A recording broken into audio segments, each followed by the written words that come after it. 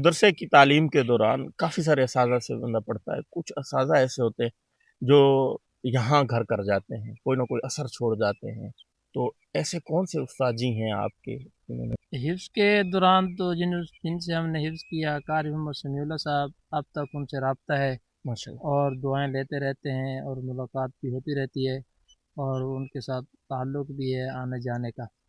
اور درس نظامی کے دوران جو ہے تو زیادہ جہاں سے محبت اور پیار ملا وہ جامع تعلیم القرآن حضوری مسجد سے زیادہ محبت اور پیار جو ہے نا وہ حضرت مولانا ثناء الرحمان صاحب کرتے تھے اور حضرت مولانا غلام فرید صاحب کرتے تھے. مولانا غلام فرید صاحب کی اس وقت کی بات تو ہمیں شاید اچھی نہیں لگتی تھی, کیونکہ کلاس کے اندر جب ہم جاتے تو پہلا نمبر میرا ہوتا تھا اور مجھے فرماتے ہاں بھائی سبق شروع کریں. تو ہم استادی کے کہنے سے 2-3 لائنیں پہلی تو یاد کر جاتے, وہ تو سناتے, آگے کا بس آگے جب نمبر نہیں ہوتا تو ہمیں پتہ بھی نہیں ہوتا کیا کرنا ہے.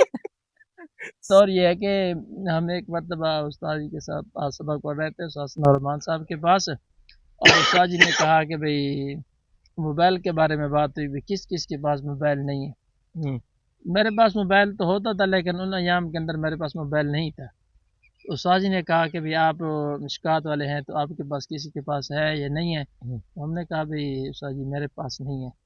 تو حقیقت ہے استاد جی نے مجھے انعام دیا اور کہا کہ تو بڑا لائق آدمی ہے یار, تیرے پاس موبائل نہیں ہے اس دور کے اندر, تاکہ یہ نہیں کہ بڑا اچھا زندگی گزری ہے دینی ماحول کے اعتبار سے.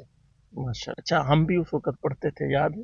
جی آپ تو ہمارے قریبی دوست ہیں نا جی, چائے پینے اکٹھے جاتے تھے, یہ یاد ہے آپ کو؟ اچھی طرح یاد ہے, بڑا ماحول ہوتا تھا ماشاءاللہ.